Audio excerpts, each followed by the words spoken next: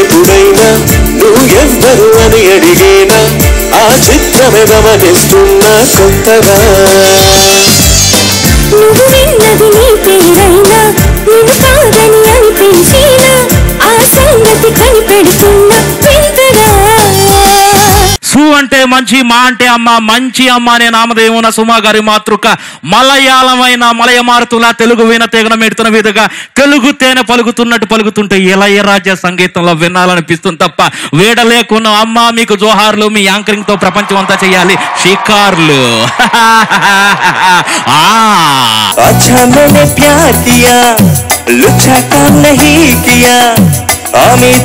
తేలకుంటే నిన్ను లేవ తీసుకుపోతా అరుడీ హలుగురు ప్రేమ కోసమేరు జీవితం